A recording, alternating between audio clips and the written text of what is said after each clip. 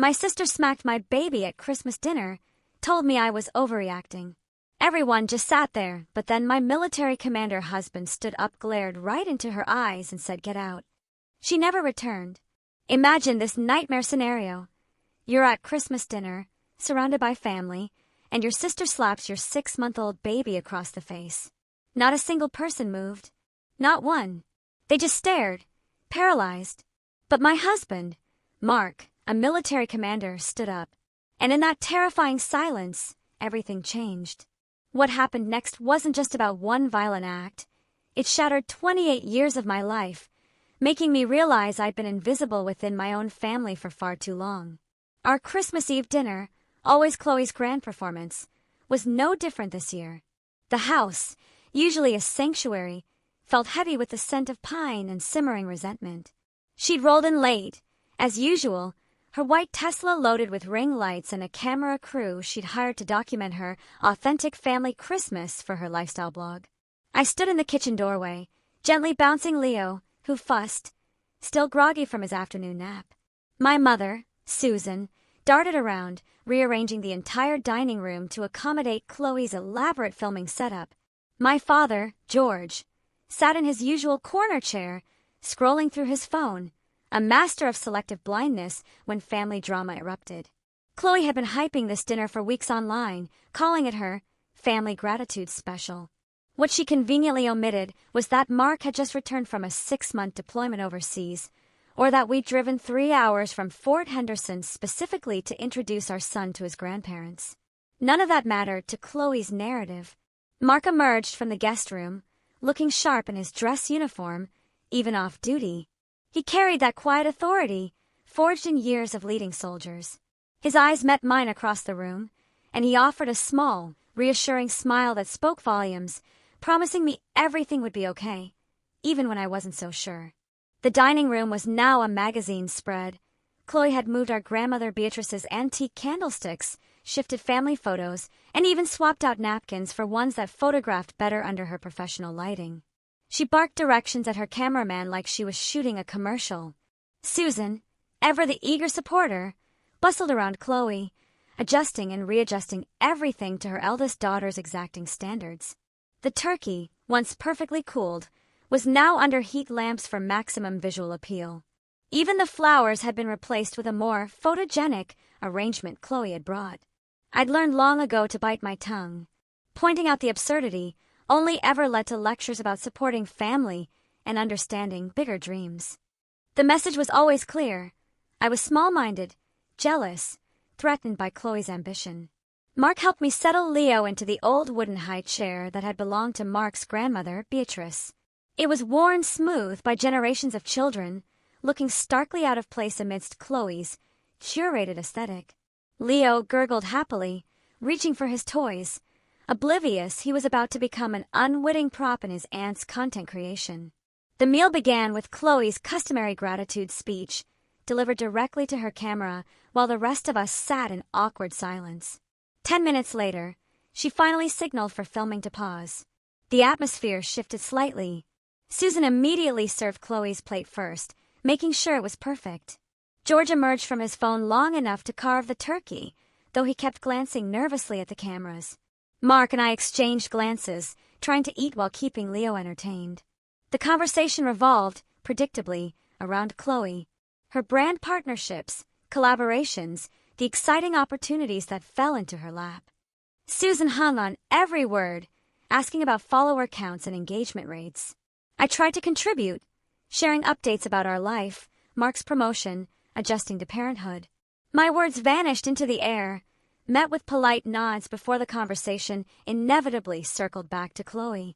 It felt like trying to add ingredients to a recipe already finished and plated. Mark, bless him, noticed. He'd ask follow-up questions, drawing me back into conversations that had moved on without me. He shared stories about our base community, about how proud he was of me during his deployment. His efforts were kind, but they only highlighted how little interest my own family showed in my actual life. Leo, meanwhile, was being remarkably well-behaved for a 6-month-old. He chewed on his teething toys, observing everything, occasionally babbling or laughing. He was mesmerized by the lights from Chloe's equipment, reaching for them with that determined baby focus. Midway through the main course, Chloe decided she wanted to film candid family interaction. She had her cameraman position himself to capture natural holiday moments, as if anything about this performance was natural. She told us to eat and talk normally, while she provided commentary about the beautiful chaos of family gatherings. This is when things started to unravel. Chloe had always been controlling, but the filming pressure combined with her usual need for attention seemed to be escalating her stress. She called for resets when conversations weren't flowing, when expressions weren't right, when background noises interfered. Leo was getting tired. His cheerful babbling turned into the kind of whimpering any parent recognizes as the prelude to a full meltdown. Mark and I tried to calm him, singing softly, gently bouncing him. But the unfamiliar environment, disrupted nap, and unusual activity were clearly overwhelming him. I suggested taking him to the guest room for a few minutes. Chloe immediately objected. She was filming the heart of the segment. People leaving would ruin the content. Babies were adaptable, she insisted. A little fussing was normal. We shouldn't let it interrupt special family time. Susan agreed, adding I was overly cautious. George just nodded, not looking up from his plate. Mark's jaw tightened, the way it did when he was choosing his words carefully in a tense situation. He gently suggested a short break from filming. But Chloe was already pivoting, embracing a more authentic approach. She'd incorporate Leo's fussing into her narrative about the beautiful messiness of real family life. Leo's whimpering escalated to actual crying, the kind of tired, overwhelmed sobbing that breaks a parent's heart. I reached for him instinctively, but Chloe held up her hand. She was still filming, still trying to capture her authentic moment of holiday chaos. She seemed to think Leo's distress added authenticity. Mark's face had gone completely still, that expression he wore when dealing with difficult situations in command. He watched Chloe, assessing a potential threat. I could see him calculating, weighing options. I tried again to reach for Leo. Again, Chloe stopped me, more directly this time. I was being dramatic, she said. A little crying never hurt anyone. She reminded me she had experience with children, having babysat in high school. Parents needed to relax their overprotective instincts. Leo's crying intensified, a desperate wail filling the dining room, competing with Chloe's commentary. She seemed oblivious that everyone else had stopped eating, stopped pretending, stopped participating in her performance. Then it happened. Chloe, clearly frustrated that Leo's crying was overwhelming her audio and disrupting her segment, leaned across the table toward the high chair. Her hand moved so quickly I wasn't sure what I'd seen.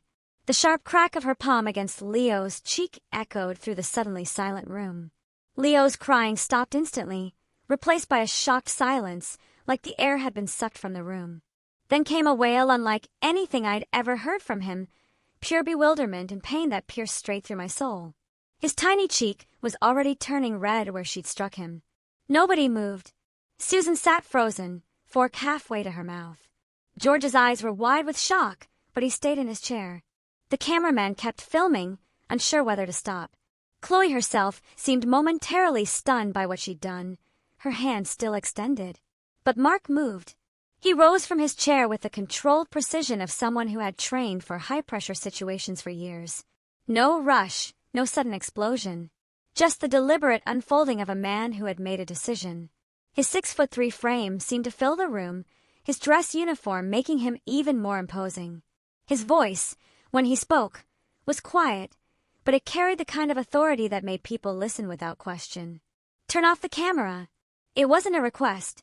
The cameraman immediately complied, the red recording light disappearing. Mark walked around the table to Leo. He lifted our son with the gentle competence of a father who had comforted him through countless nights, holding him against his chest, murmuring soft reassurances. Leo's cries began to subside, reduced to hiccuping sobs against Mark's shoulder. "Chloe," Mark said, his voice still calm, but with an edge that made everyone sit up straighter. "You just struck my infant son." He paused, letting the words hang in the air. "I need you to explain to me why you thought that was acceptable." Chloe's face cycled through pale shock to defensive red. "He was being disruptive," she said, her voice high. I was trying to teach him that crying isn't appropriate at the dinner table. Sometimes children need clear boundaries. Mark replied, still in that eerily calm tone. He's 6 months old. He doesn't understand boundaries. He understands that someone hurt him. He gently adjusted Leo, checking his cheek where a faint red mark was still visible. And you struck him hard enough to leave a mark. The room remained frozen. Susan finally found her voice a whisper. Chloe, honey, you shouldn't have. Don't, Mark interrupted, not raising his voice, but commanding immediate attention. Don't minimize this. Don't excuse it. And don't you dare suggest that what just happened was acceptable in any way. He turned back to Chloe, who was looking around for support that wasn't coming. You are going to pack up your equipment and leave now. And you are not going near my family again until you can explain to me how you plan to ensure this never happens again. Chloe's mouth opened and closed. You can't just... this is my family too. You can't ban me from family gatherings. Her voice gained strength, defensive anger replacing shock. You're being completely unreasonable. It was barely a tap. You're acting like I committed some terrible crime. Mark's expression didn't change, but his posture shifted. Anyone who served under his command would have recognized the warning signs. Barely a tap that left a mark on my infant son's face, he said. A tap administered because he was crying, which is literally the only way babies have to communicate distress. He looked around the table, his gaze settling on each family member. And not one of you moved to stop her. Not one of you said a word. You all sat here and watched someone strike a baby, and you're now trying to minimize it because she's family. The truth of his words settled over the room like a heavy blanket. Susan's face crumpled. George finally looked up, though he couldn't meet Mark's eyes. Chloe's defensive anger wavered, replaced by something that looked almost like recognition. But it was too late. Mark made his decision. Emily, he said, turning to me with a gentle expression. Get Leo's things. We're leaving. He paused, looking back at the family that had just revealed its true nature. And we won't be coming back. I stood on shaking legs, my body still processing. Leo was calm now in Mark's arms, but I could see the confusion in his wide eyes, the way he kept touching his cheek. A wave of protective fury, unlike anything I'd ever felt, surged through me. As I gathered our things from the guest room, I heard voices from the dining room. Chloe's, raised in justification. Susan's, pleading. Mark's, still calm but immovable. By the time I returned, Mark was at the front door with Leo, our diaper bag already slung over his shoulder. His face was set. The discussion was over. Chloe stood near the dining room doorway, her face blotchy with tears and anger, Susan hovering nearby. This is insane, Chloe called out. You're destroying our family over nothing. He's fine. He's not even crying anymore. Mark stopped at the threshold and turned back. The fact that you think striking a baby is nothing tells me everything I need to know about your judgment, he said. And the fact that the rest of his family is willing to excuse it tells me everything I need to know about their priorities. He opened the door. We drove home in silence, Leo sleeping peacefully in his car seat, his cheek now only bearing the faintest pink mark. Mark's hands gripped the steering wheel, his jaw set. It wasn't until we were safely back in our own home, Leo fed and settled, that the full weight hit me. I sat on our couch, still in the dress I'd chosen for Christmas dinner, and began to cry, not just for that evening, but for all the years of feeling invisible, dismissed, and overlooked by people who were supposed to love me unconditionally. Mark sat beside me, pulling me close without a word.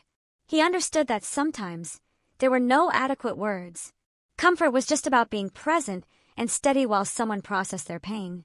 I'm proud of you, I finally whispered against his shoulder. For what? For standing up, for protecting him, for not letting them minimize what happened. I pulled back to look at him. I don't think anyone has ever defended me like that before. His expression softened. That's what family does, Emily. Real family.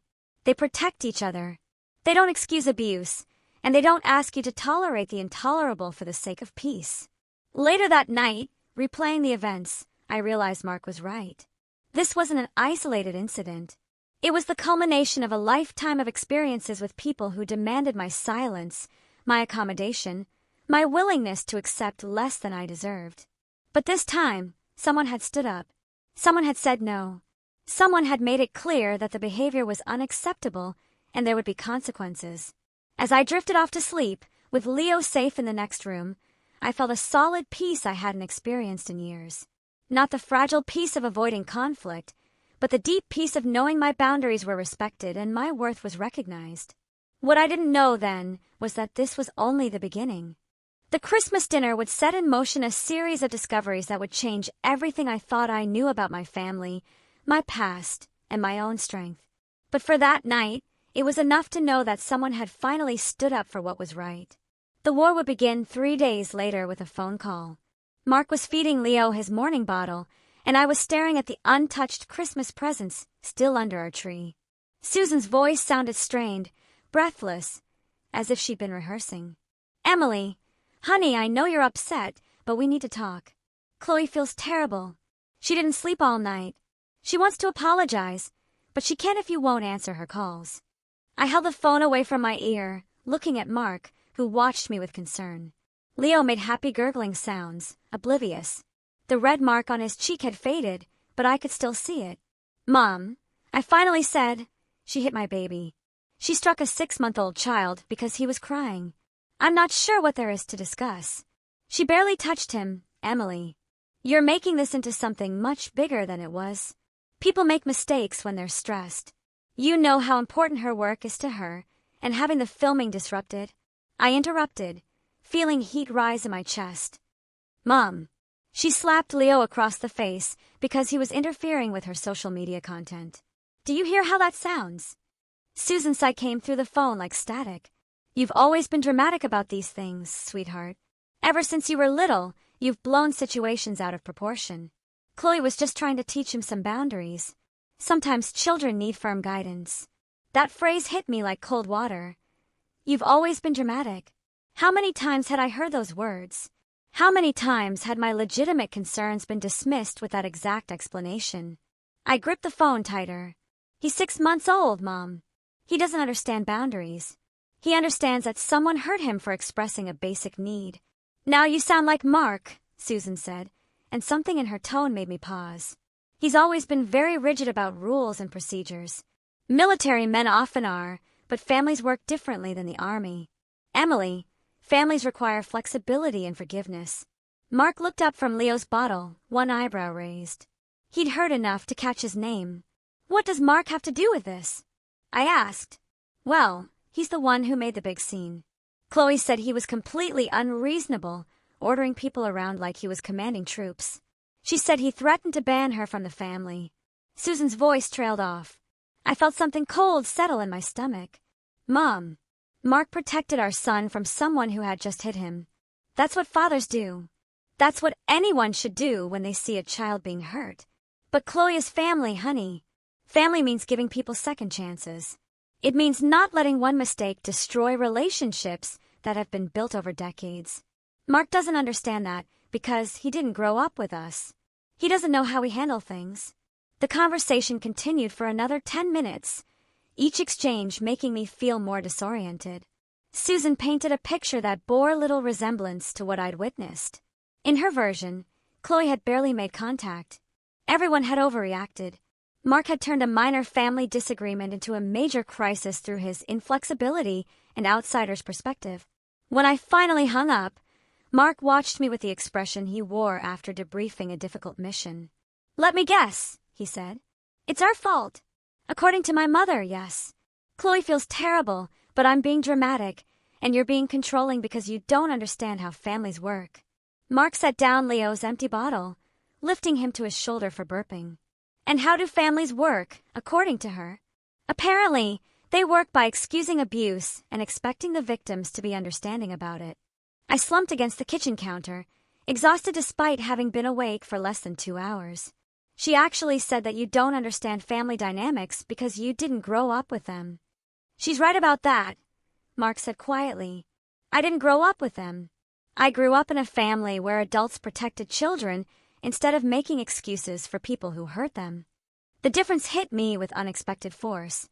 Mark's family had its own challenges, but I'd never heard his parents dismiss abuse or ask victims to be understanding of their attacker.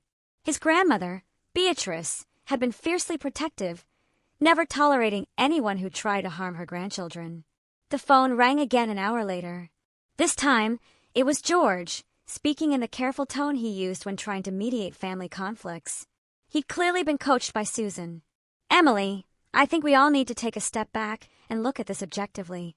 Your mother told me about her conversation, and it sounds like there might be some miscommunication." "Dad, there's no miscommunication. Chloe hit Leo. Multiple people saw it happen. There's nothing unclear." "Well, that's just it. Chloe said she was just trying to get his attention, maybe redirect his fussing. She said she might have been a little firmer than necessary, but she never intended to hurt him. And honestly, looking at him now, he seems fine. Children are resilient." I found myself staring at the ceiling, trying to process the cognitive dissonance of having my own father explain to me what had happened to my own child. "Dad, intent doesn't matter when we're talking about hitting a baby. The impact matters. The fact that she thought striking him was an appropriate response to crying matters. But that's the thing, sweetheart. She's not experienced with babies. She was just trying to help.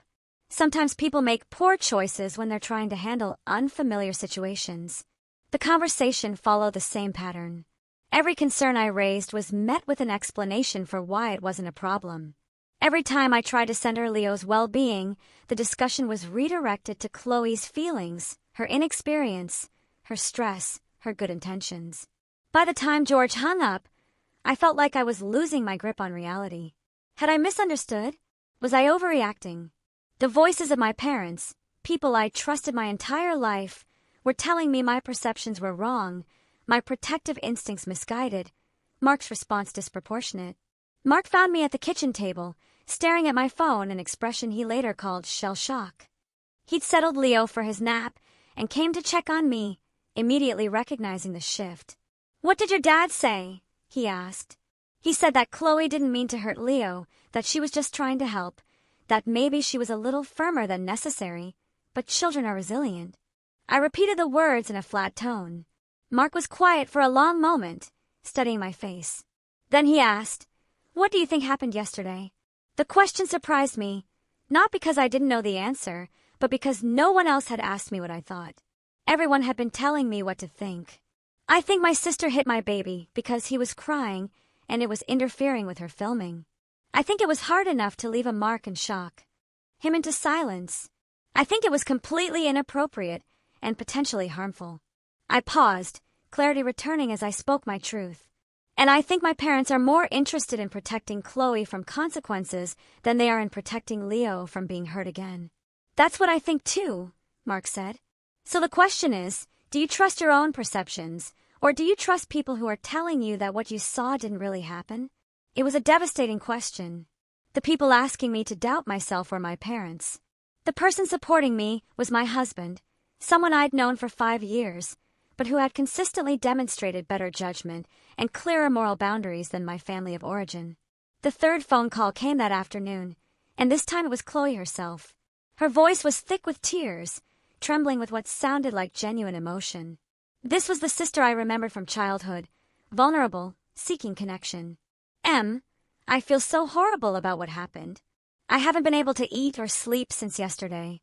I keep replaying it, wondering how I could have handled things differently." For a moment, I felt a flicker of hope. Maybe this was the conversation where she took responsibility. "I'm glad you called, Chloe. Leo is okay, but I was really shocked. I need to understand why you thought hitting him was an appropriate response." "That's just it," she said, her voice gaining strength. "I don't think I really hit him. I think I just touched his cheek to get his attention. And maybe because everyone was so tense about the filming, it seemed like more than it was. You know how these things can get blown out of proportion when emotions are running high." The hope evaporated. She wasn't calling to apologize. She was calling to continue the family narrative that what I'd witnessed hadn't really happened. "Chloe, there was a sound when your hand made contact with his face. There was a mark on his cheek. He went from crying to completely silent in shock before he started wailing. That's not a gentle touch. But that's what I'm trying to tell you. I think everyone's perception was distorted by the stress, the cameras, the disrupted filming." Mark's reaction.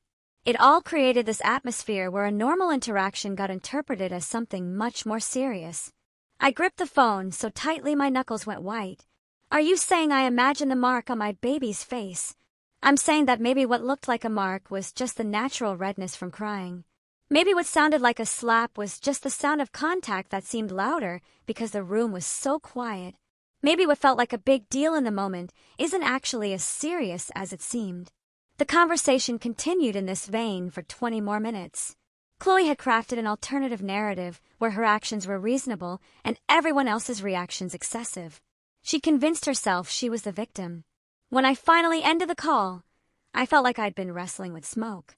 Every time I tried to pin down what had actually happened, she redirected the conversation to interpretations, perceptions, and alternative explanations that made my own memories feel unreliable. Mark found me in Leo's nursery, standing over his crib, watching him sleep. He was lying on his back, a tiny fist curled near his face, completely peaceful and trusting. The sight of him, so small and defenseless, crystallized something inside me. She's gaslighting me, I said without turning around. All of them are. They're trying to make me believe that what I saw didn't really happen. Yes, Mark said quietly. They are. Why would they do that? Why would my own family try to make me doubt my own perceptions about something this serious? Mark joined me at the crib, because acknowledging what really happened would require them to take action they're not willing to take. It would mean holding Chloe accountable, which might disrupt their family dynamic. It would mean admitting they failed to protect Leo, which would force them to examine their own behavior. So instead, they make you the problem. Instead, they make me the problem. The fourth call came that evening, just as Mark and I were settling in to watch a movie. This time, it was Susan again, but her tone had shifted from pleading to frustrated. Emily, I've been thinking, and I'm concerned about how you're handling this. You're being very rigid and unforgiving, which isn't like you. I'm wondering if maybe the stress of new motherhood is affecting your judgment. I felt Mark tense beside me. The suggestion that my judgment was compromised by postpartum issues was a particularly low blow. Mom, my judgment is fine. My priorities are clear. Protecting my child from people who think it's acceptable to hit him isn't negotiable. But that's exactly what I'm talking about. You're characterizing this as hitting when it was clearly something much less serious. You're creating conflict where none needs to exist. You're making choices that are going to damage family relationships permanently over something that could be resolved with basic communication and forgiveness. What would resolution look like to you? I asked, genuinely curious. Chloe apologizes for the misunderstanding. You accept that she didn't mean any harm. Mark acknowledges that his reaction was excessive, and we all move forward with better communication and more patience for each other's differences. I let that sink in. In Susan's vision, everyone bore equal responsibility. Chloe would offer a non-apology for a misunderstanding, not accountability. I would accept blame for misinterpreting. Mark would admit to overreacting. And Leo, the actual victim, would be completely absent from the conversation. What about Leo? I asked. What does resolution look like for him? What do you mean? I mean, what protections would be put in place to ensure this doesn't happen again? What boundaries would be established to keep him safe? What accountability measures would ensure that Chloe has processed why hitting a baby is never acceptable? Susan was quiet for a moment. Then, irritably, you're overthinking this. He's fine. He's not going to remember any of this. You're creating trauma where none exists. And there it was, the heart of our fundamental disagreement. In my family's worldview, trauma only existed if the victim remembered it clearly. A baby couldn't form lasting memories, so couldn't be truly harmed. Adult comfort and family harmony took precedence over protecting children from experiences they might not remember. After I hung up, Mark and I sat in silence. The movie remained paused. This wasn't going to blow over. My family wasn't going to understand.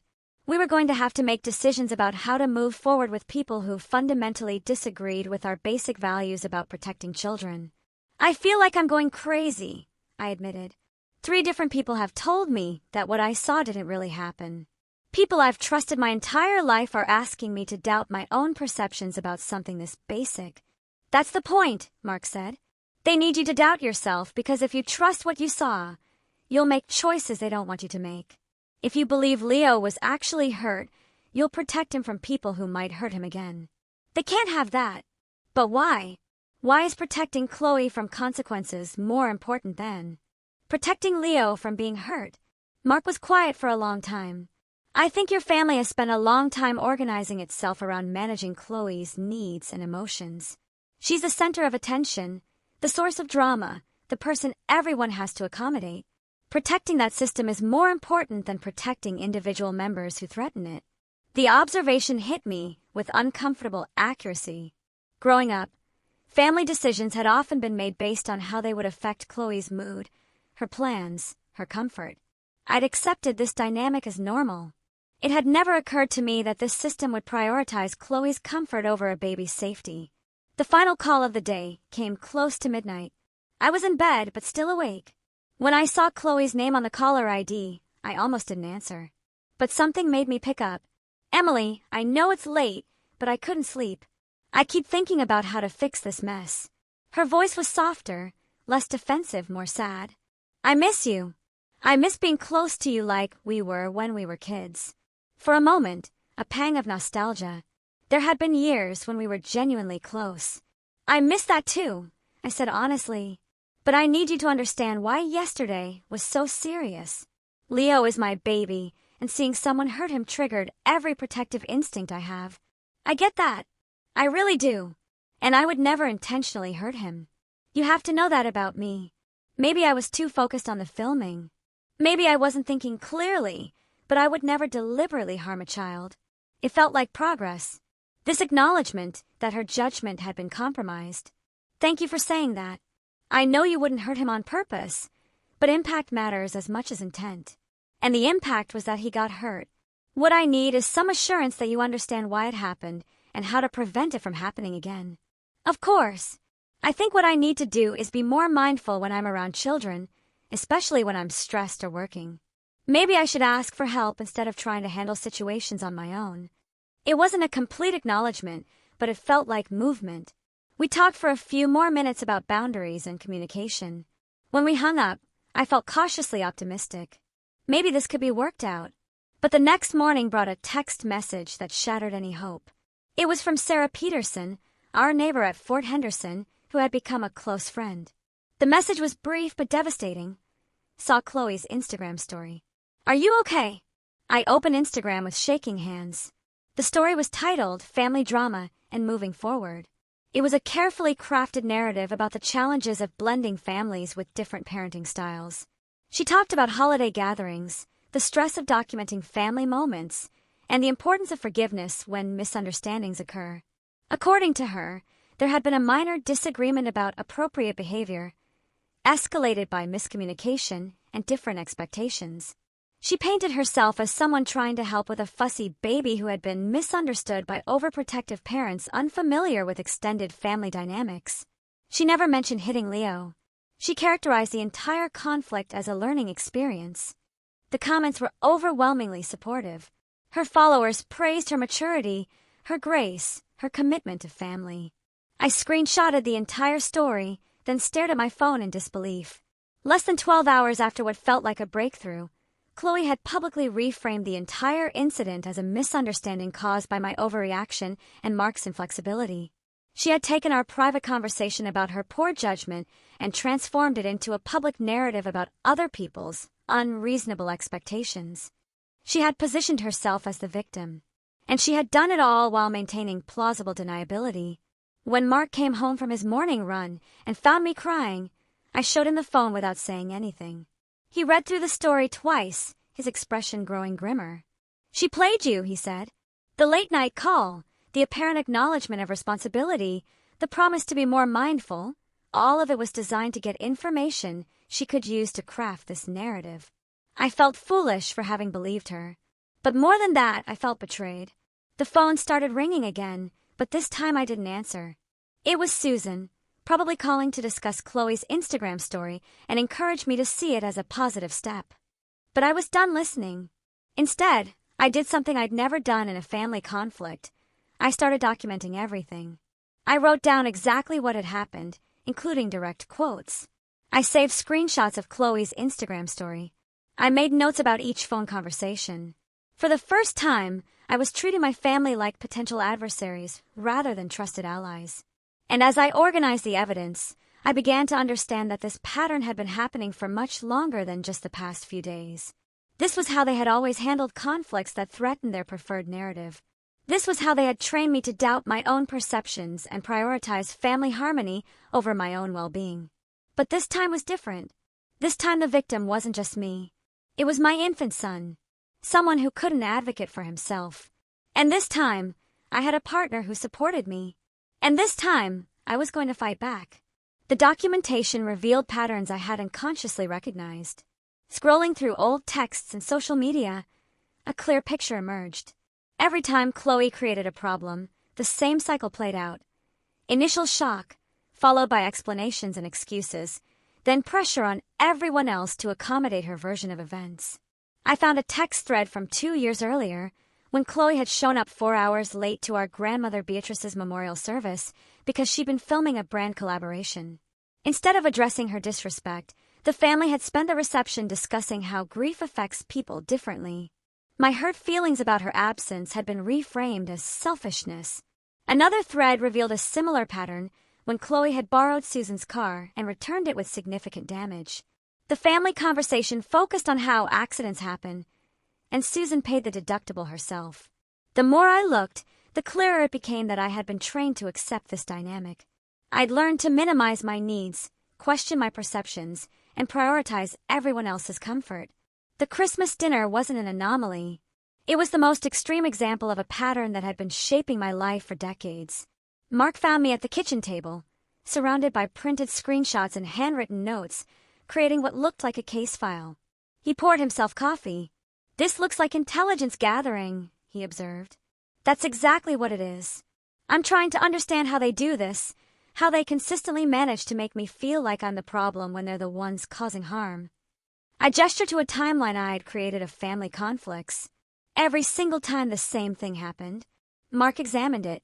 Incident, denial, reframing, pressure to forgive, eventual acceptance of the family narrative. It's sophisticated. They've created a system that protects Chloe from consequences while training everyone else to doubt their own judgment. But why me specifically? Why am I always the one being asked to be more understanding, more forgiving? Because you're the one who challenges. You're the one who notices when things don't add up. You're the one who asks uncomfortable questions. He pointed to my timeline. In every case, you were the person who initially called out the problematic behavior. They need to neutralize you because you're the threat to their system. My phone buzzed with another text from Susan. "Honey, I saw Chloe's Instagram story. I hope you can see that she's really trying to move forward positively. Maybe we could all get together this weekend to talk." I showed the message to Mark. He shook his head. They're trying to reset the narrative again. Get everyone in the same room, apply social pressure, and convince you to accept their version for the sake of family peace. But what if I'm wrong? What if I am being too rigid? What if there is a way to work through this that doesn't require cutting people out? Mark put down his coffee cup. "Let me ask you something. If one of my soldiers struck a baby, and then spent the next week convincing everyone that it hadn't really happened while publicly reframing themselves as the victim, what would you think I should do?" The question clarified everything instantly. If this were happening to anyone else's family, I would be horrified. I would advise them to protect their child, maintain clear boundaries, document everything. "Right," I answered. "So why is your family different?" I didn't have a good answer. The only reason I was considering compromise was because these were people I'd loved my entire life. But none of those reasons justified exposing Leo to people who might hurt him again. That afternoon, I received an unexpected call from Sarah Peterson. "Emily, I need to tell you something, but I'm not sure how you're going to take it. I've been going through Chloe's social media more carefully, and I found some posts from earlier this year that I think you need to see." She sent me screenshots. One showed a professional photo shoot Chloe had done with baby props, captioned about new beginnings and expanding family. Another featured her holding what appeared to be a newborn with text about blessings of being an aunt. The problem was the timing. Both posts had been published weeks before Leo was actually born, using stock photos and borrowed babies to create content about an experience she hadn't had yet. She'd been monetizing her relationship with my unborn child, creating sponsored content about our family moments before they'd even happened. "There's more," Sarah said. I found a whole series of posts about family traditions, holiday celebrations, and multi-generational gatherings that all feature photos from Christmas dinner last year. The one you and Mark missed because of his deployment. She's been creating this narrative about close family relationships that doesn't actually exist. I felt sick looking at the evidence. Chloe had built a brand around family content that portrayed relationships and experiences that were largely fiction. Her followers believed she was documenting authentic moments, but she was crafting carefully staged content designed to generate engagement and sponsorship opportunities. The Christmas dinner incident made more sense. Chloe hadn't just been filming for personal documentation. She'd been creating content for a business that depended on maintaining a specific image of family harmony. Leo's crying had threatened not just her filming schedule, but her entire brand identity. When Mark came home, I showed him everything. He studied the evidence with methodical attention. She's been using your family as content for months, he said, and not just documenting real experiences. She's been creating fictional narratives about relationships that exist primarily for her audience, which means the Christmas dinner wasn't about family time at all. It was about creating content. Leo and I were just props in her production. And when Leo interfered, she prioritized her content over his well-being. The realization was devastating, but clarifying. This hadn't been a momentary lapse in judgment. This had been a calculated decision by someone who viewed our family as raw material for her business, and who was willing to harm a child to protect her commercial interest. I spent the evening going through more of Chloe's content, documenting the extent to which she'd been monetizing our family relationships without our knowledge or consent. She'd used photos of our wedding, stories about Mark's deployment, and speculation about our future children to create sponsored posts. Most disturbing were the posts about grandparents and family traditions, which portrayed Susan and George as deeply involved, loving grandparents, despite their minimal interest in actually developing relationships. The gap between Chloe's public narrative and our private reality was enormous. The next morning, a series of texts arrived from various family members, all encouraging me to attend a family meeting Susan had scheduled. The messages used similar language about healing, communication, and moving forward. But I was done being managed. Instead of responding, I called my family's insurance company to report the incident involving Leo. I wasn't filing a claim, but I wanted it documented. The representative was professional but clearly disturbed. I also called our pediatrician. Dr. Rachel Green had been treating Leo since birth. When I explained what happened, she immediately scheduled an appointment. The pediatric appointment was both validating and heartbreaking.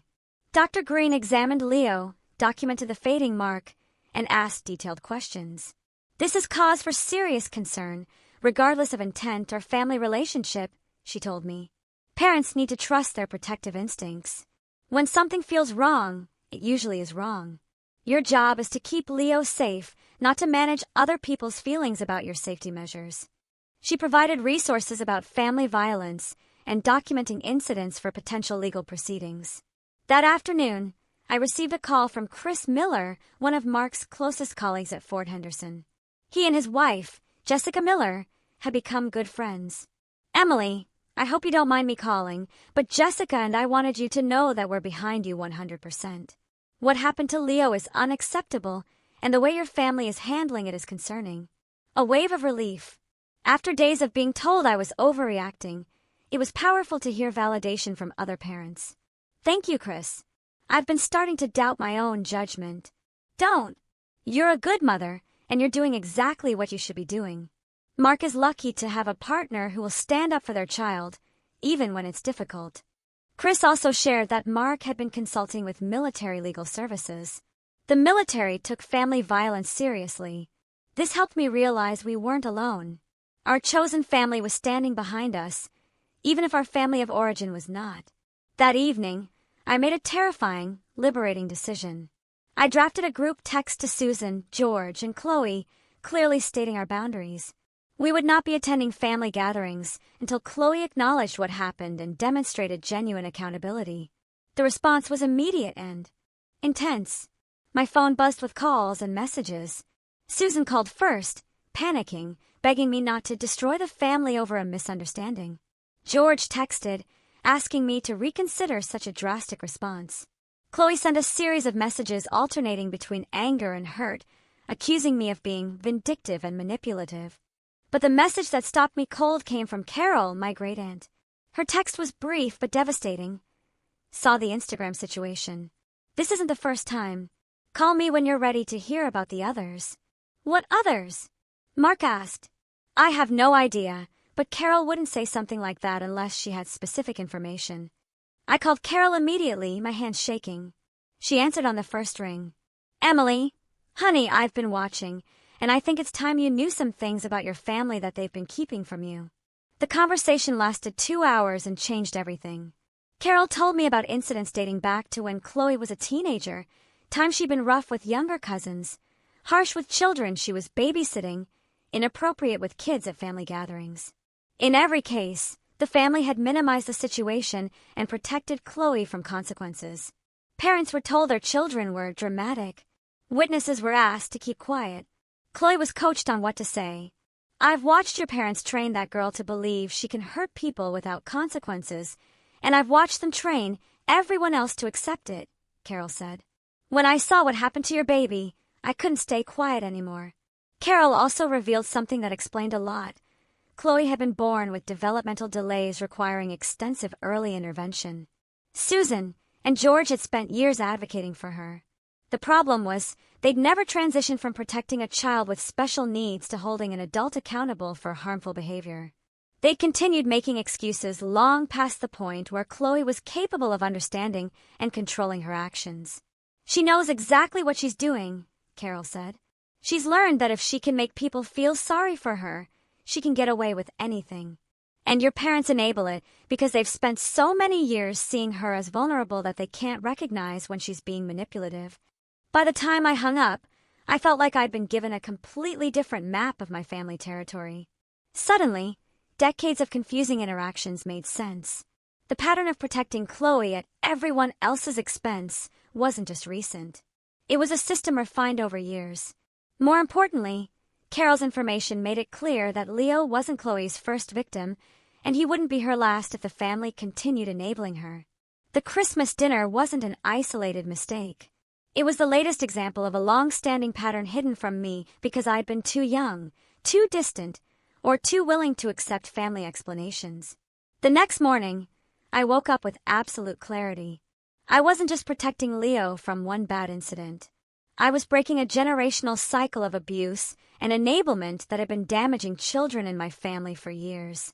I called Carol back and asked if she would document what she told me. She agreed immediately. I also reached out to other family members who might have information. Some were reluctant, but others were relieved to finally talk about things they'd witnessed. By the end of the week, I had a comprehensive picture. Mark and I spent that weekend planning our next step. We weren't interested in revenge, but we were committed to protecting Leo and preventing future incidents. We decided to share our documentation with family members who had children.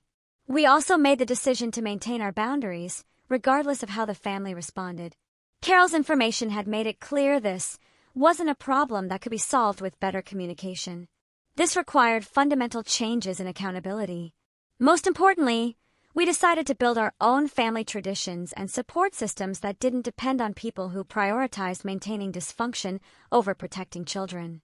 Leo deserved to grow up in an environment where his safety was never negotiable.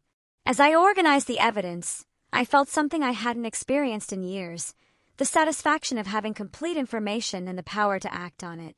I was no longer the confused family member being told my perceptions were wrong. I was someone who understood exactly what was happening and why, and who had the resources to respond appropriately. The war that had begun with a slapped baby was about to become a battle for the truth. And for the first time since Christmas dinner, I felt confident about which side would win. The breaking point came when I received a certified letter from Chloe's attorney demanding I cease what they called a defamation campaign against their client. The letter claimed I was spreading false information and damaging Chloe's professional reputation. I stared at the legal letterhead in disbelief. I hadn't posted anything online. The only campaign I'd conducted was documenting actual events and sharing factual information with relatives. Mark read the letter over my shoulder. "They're trying to intimidate you into silence," he said. This is what people do when they know they're guilty but can't afford to have the truth come out. The letter demanded I sign a statement acknowledging no assault had occurred, that any claims were fabricated, and that I would refrain from making any future statements.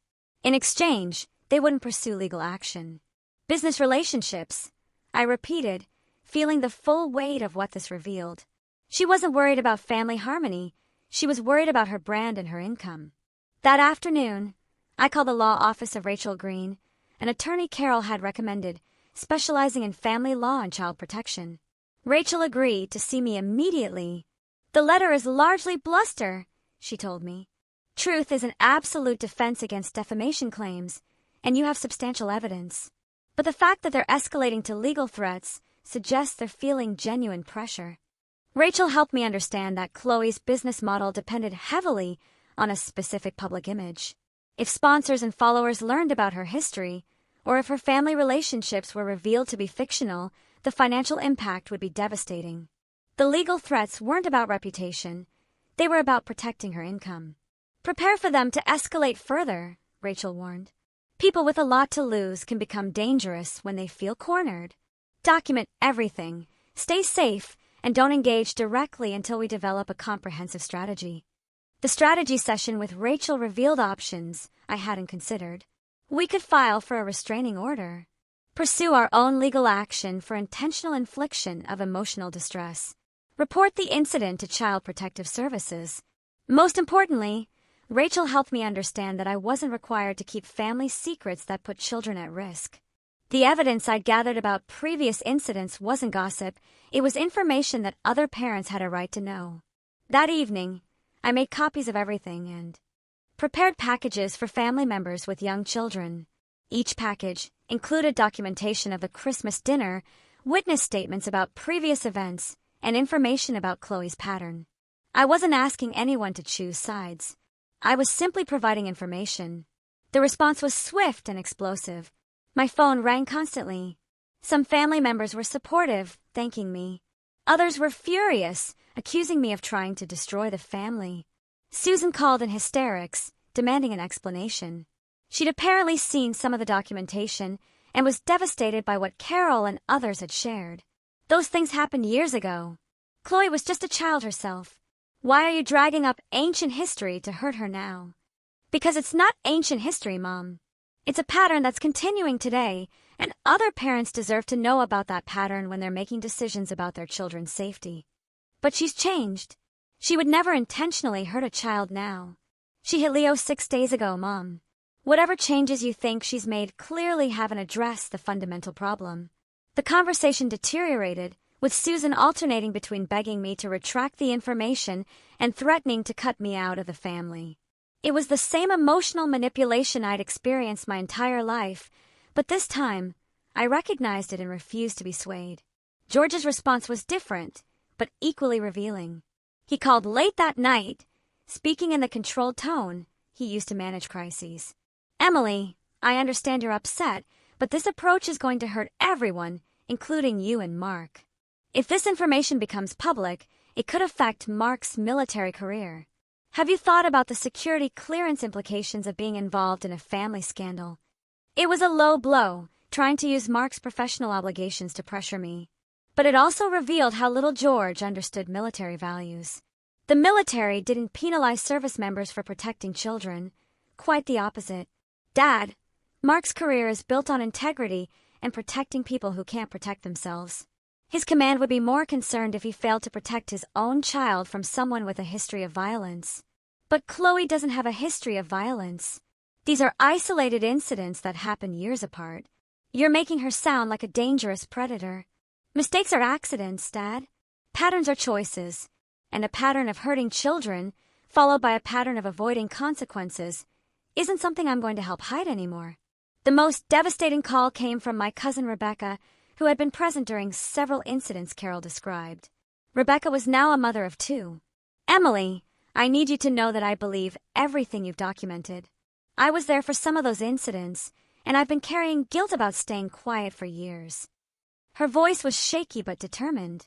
When I saw what happened to Leo, and then how everyone was handling it, I realized I couldn't protect my own kids if I couldn't even acknowledge what I'd witnessed. Rebecca shared details about an incident from her teenage years. During a family reunion, Chloe had pushed Rebecca's younger brother down a flight of stairs after he'd accidentally knocked over something she was filming. The boy had suffered a concussion. The family explained it as an accident, forbidding Rebecca from talking about what she'd seen. I was 17 and scared of causing drama, so I went along with the story. But I've regretted it ever since. When I had my own children, I made sure they were never alone with Chloe, even though I couldn't explain why. Rebecca's testimony was particularly powerful. Her willingness to speak provided crucial corroboration. But Rebecca also revealed something that changed my understanding of the current situation. Emily, there's something else you need to know. Chloe isn't just worried about her current business. She's been in talks with a major network about a reality show centered around her family content. The Christmas dinner footage was supposed to be part of her audition reel. The information hit me like a physical blow. Chloe hadn't just been creating content for her existing followers. She'd been filming us for a potential television show without our knowledge or consent. Leo's first Christmas had been treated as raw material for entertainment. The network executives are supposed to review her submission this week, Rebecca continued. That's probably why she's escalating the legal threats. If this information becomes public, it could destroy the biggest opportunity she's ever had. I shared this with Mark when he returned from base. His reaction was immediate and intense. Not anger, but the cold fury of someone who'd realized the full scope of a threat he'd underestimated. She exploited our family for commercial purposes without our consent. And when our infant son interfered, she assaulted him, he said, his voice deadly calm. And now she's threatening legal action to prevent us from protecting other children from similar treatment. Mark's military training taught him to identify and neutralize threats systematically. He approached this situation with methodical precision. We're not just dealing with a family conflict anymore, he told me. We're dealing with someone who's willing to harm children for financial gain and use legal intimidation to cover it up. That makes her a legitimate threat that needs to be addressed through appropriate channels. The next morning, Mark contacted his command. Colonel Evans made it clear that the military expected service members to report child abuse and protect their families from ongoing threats. The service takes these situations very seriously, Colonel Evans told us. We can't have personnel being blackmailed or intimidated, especially when child safety is involved. We'll provide whatever support you need. The military's backing was both practical and psychological. It meant Mark wouldn't face professional consequences, and it gave us access to legal resources. More importantly, it validated our decision to prioritize child protection over family harmony. That afternoon, Rachel Green called with an update about Chloe's legal threats. After reviewing our documentation, she drafted a response that turned the tables. Instead of defending against defamation, we were putting Chloe on notice about potential legal action for assault, intentional infliction of emotional distress, and using our family for commercial purposes without consent. The beauty of truth as a defense, Rachel explained, is that it forces the other side to prove their claims are false. Given the evidence you've assembled, that's going to be very difficult.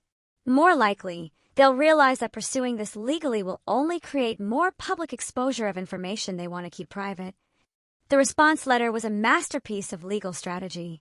It acknowledged the Christmas dinner incident in factual terms, detailed the evidence, and noted the pattern of similar incidents documented by multiple witnesses. It also informed Chloe's attorney that we had evidence of commercial exploitation and were considering our own legal options. Most importantly, the letter made it clear that we weren't making public accusations or seeking media attention. We were simply sharing factual information with family members who needed it. If Chloe wanted to make the situation public through legal proceedings, we were prepared to present our case in court. The response to our letter was immediate silence. No calls from family members, no texts, no social media activity from Chloe's account. It was as if the entire Sterling family apparatus had gone dark while they figured out how to respond. But the silence was broken 3 days later by an unexpected development. I received a call from Ashley Rodriguez, a producer at the network that had been considering Chloe's reality show proposal. Ms. Brooks, I'm calling because we've received some concerning information about your sister's family content and the authenticity of the relationships she's been documenting. Before we move forward with any business arrangements, we need to understand what actually happened during the filming session," she submitted. I was careful to stick to facts, confirming the Christmas dinner had been filmed for commercial purposes, that there had been an incident involving my infant son, and that the family relationships portrayed in Chloe's content didn't accurately reflect our actual dynamic. I didn't volunteer inflammatory details, but I answered Ashley's questions honestly. "Thank you for your honesty," Ashley said. "This information is very helpful as we evaluate our programming decisions. Networks have to be extremely careful about liability issues, especially when children are involved in content creation." 2 hours later, my phone exploded with calls and messages from my family. Word had apparently gotten back to Chloe that the network was conducting additional research, and she was in full panic mode. Susan called, crying, begging me to contact the network and clarify everything. George sent multiple texts about family loyalty and the damage I was causing to Chloe's dreams. But the most revealing response came from Chloe herself, who showed up at our house unannounced that evening. Mark answered the door. Chloe stood on our porch, mascara streaks down her cheeks, her hands shaking with rage. "You destroyed everything," she screamed as soon as she saw me. "Years of work, hundreds of thousands of followers, business relationships, all gone because you couldn't just let things go." "I didn't destroy anything, Chloe. I protected my child and shared factual information with people who needed it. If that destroyed your business, maybe your business was built on lies." "It wasn't lies.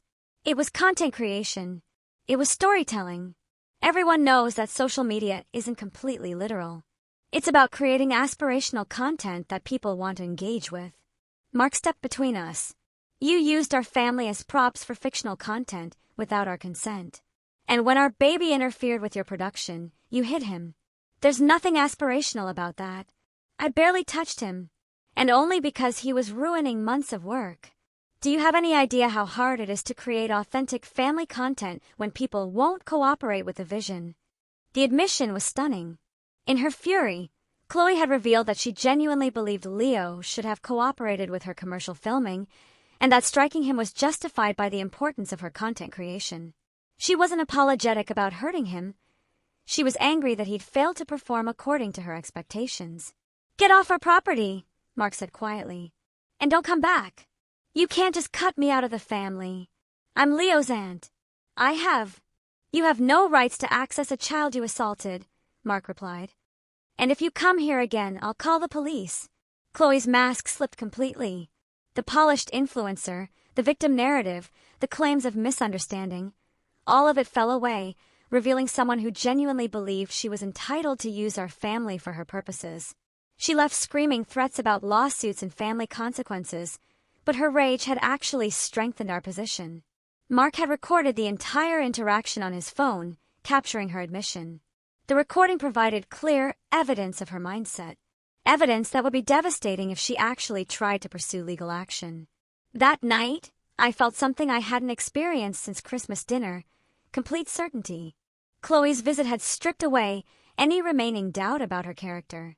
She wasn't sorry for hurting Leo. She was angry that hurting Leo had consequences. The war we'd been fighting wasn't really about one incident. It was about the right of children to be protected from adults who would harm them for personal gain, and the obligation of other adults to speak up rather than protecting the abuser for the sake of peace. We'd chosen protection over peace, truth over comfort, and our child's safety over our family's dysfunction. The consequences were painful, but they were also liberating. For the first time, I was free from the obligation to manage other people's emotions at the expense of my own well-being and my child's safety. The battle was far from over, but we'd established clear boundaries and assembled the resources to defend them. Most importantly, we demonstrated to ourselves that some things were worth fighting for. Leo would grow up in a family that prioritized his safety, that valued truth, and that understood the difference between love and enablement. That was worth any price. 6 months later, Leo took his first steps in our backyard while Mark and I cheered from the patio. He wobbled between the garden bed and the fence, his face lit up with the pure joy of discovery. There were no cameras documenting the moment, no staged lighting, no audience beyond the 2 people who loved him most. It was authentic in a way that Chloe's manufactured family content never could be. The legal threats had evaporated after Chloe's recorded admission. Rachel Green crafted a settlement agreement requiring all parties to maintain privacy about family matters while ensuring we could share safety information with relatives who had children. Chloe agreed to seek counseling, though I doubted she would follow through. The reality show opportunity had disappeared entirely after the network's background research. Ashley Rodriguez later told me they'd received multiple corroborating accounts about Chloe's history, and the legal liability was too significant. The entertainment industry, despite its reputation, drew hard lines around child safety. Susan and George had initially maintained their position that I was destroying the family. But as more relatives came forward with their own experiences, their narrative became increasingly difficult to sustain. Carol had organized a family meeting where several witnesses shared their accounts, creating a comprehensive picture that even my parents couldn't dismiss entirely. The meeting had been devastating for Susan, who genuinely seemed unaware of the extent of Chloe's patterns. She'd spent years managing individual incidents as isolated problems while missing the larger pattern. George characteristically absorbed the information silently before retreating into his typical emotional withdrawal. Neither of my parents had apologized directly, but their approach had shifted from defending Chloe to simply avoiding the topic. They'd stopped pressuring me to reconcile and had begun interacting with Leo during brief, supervised visits that felt stilted but safe. It wasn't the warm grandparent relationship I'd hoped for, but it was workable. Chloe herself had essentially disappeared from family dynamics. Her social media presence had shifted away from family content toward lifestyle and travel posts that didn't require authentic relationships. She'd apparently moved to Los Angeles, though Carol reported that her follower engagement had dropped significantly. The most surprising development had been the response from extended family members. Several cousins and aunts reached out to thank me for speaking up. Rebecca had become a close ally. My cousin Ben, Susan's nephew, had been particularly grateful. He'd been planning to ask Chloe to babysit his toddler, unaware of her history. "You probably prevented something terrible from happening," he told me. "I can't thank you enough for having the courage to speak up." The military community at Fort Henderson had rallied around us. Colonel Evans personally ensured Mark faced no professional consequences. Chris and Jessica Miller had become especially close friends, often joining us for dinners and weekend activities that felt genuinely relaxed and supportive. Their children played well with Leo, and we'd begun creating the kind of authentic family traditions Chloe had manufactured. "You know what I love about our gatherings," Jessica observed during a recent barbecue. "Nobody's performing. Nobody's managing anyone else's emotions. We're just enjoying each other's company without agenda or drama." Dr. Rachel Green continued monitoring Leo's development and was pleased to note no lasting effects. At his one-year checkup, she commented on his secure attachment. "Children are resilient when they have consistent, protective caregivers," she'd said. "Leo clearly knows he's safe with you."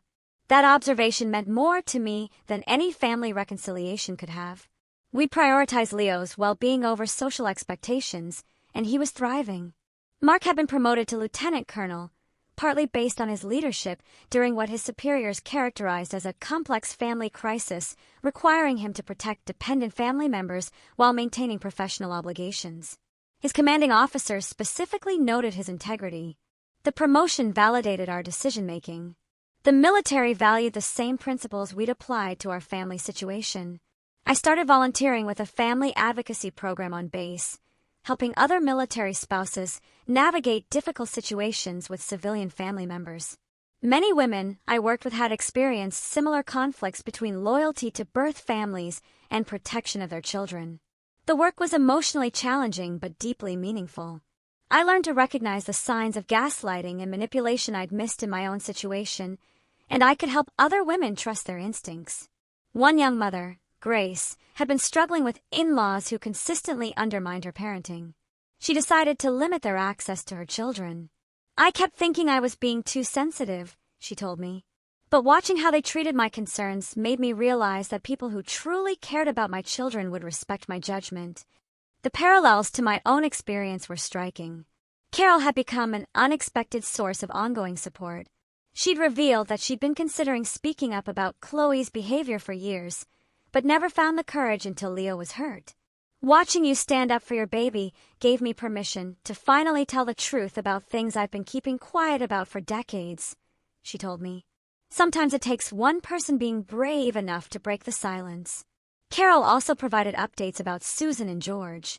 They'd apparently begun attending counseling, trying to understand how they'd enabled harmful behavior. Your mother is starting to understand that protecting Chloe from consequences didn't actually help anyone, Carol reported. It's taken her this long to realize that love sometimes means allowing people to face the results of their choices. The insight about consequences versus enablement had been crucial for my own healing. For years, I confused accommodation with love. Leo's first birthday party had been a celebration of authentic family bonds. We'd invited our Fort Henderson friends, Carol, and a few supportive cousins. The gathering was small but genuine, filled with people who truly cared about Leo's well-being. Mark gave a toast that brought tears to my eyes. To Leo, who taught us the difference between family that demands your silence and family that earns your trust. May he always know the difference between love that protects and love that enables. The contrast with previous family celebrations was stark. No performing for cameras, no managing someone else's emotional needs, no walking on eggshells. Leo played freely with the other children, while adults had relaxed conversations about real topics. The most surprising gift came from an unexpected source. Beatrice's sister, Martha, now 93, had heard about our situation and requested a visit. When we drove to meet her, she shared stories about Beatrice that put our choices in historical context.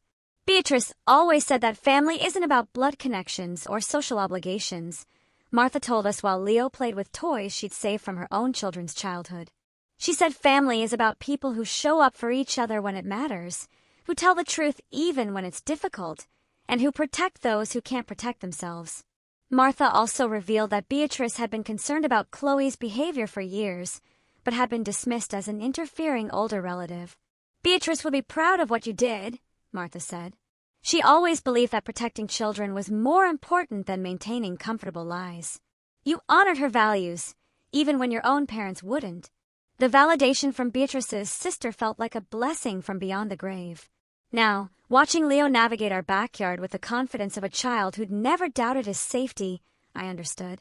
We'd given him something invaluable, the security of knowing that the adults in his life would always prioritize his well-being over social convenience. Mark joined me on the patio as Leo discovered a butterfly near the roses. Our son's delighted laughter filled the air as he tried to follow its erratic flight, stumbling occasionally but always getting back up. Any regrets? Mark asked quietly, though I could tell he already knew my answer. None, I replied, watching Leo's pure joy. Look at him. He's fearless because he knows he's protected.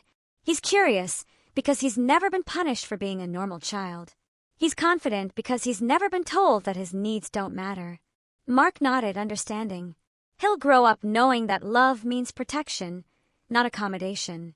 That family means safety, not obligation. That his worth isn't negotiable, even with people who share his DNA. The lessons we'd learned through crisis had become the foundation for the family culture we were building. Leo would understand that healthy relationships required mutual respect, that boundaries were expressions of self-care, and that sometimes love meant saying no to people who demanded harmful compliance. As the sun set, and Leo finally tired himself out chasing butterflies, I felt complete peace with our choices. We traded the familiar dysfunction of my birth family for the uncertain work of building authentic relationships, and the trade had been more than worth it. Leo would never remember the Christmas dinner that changed everything. But he would grow up with the benefits of our decision to prioritize his safety over family harm. And he would know that his parents could be trusted to protect him, that his needs mattered, and that love never required accepting harm from others. The war that had begun with a slapped baby had ended with the victory that mattered most. A child who was safe, loved, and free to develop his own authentic self without performing for other people's emotional needs. In losing my birth family, I gained something far more valuable, the knowledge that I could build a kind of family that actually deserved the name. This wasn't just a Christmas dinner, it was a reckoning. It made me question everything I thought I knew about family loyalty and forgiveness. Have you ever faced a moment where you had to choose between your blood family and what was undeniably right? How did you navigate that impossible choice? Share your experiences in the comments below, because sometimes knowing we're not alone is the most powerful comfort of all.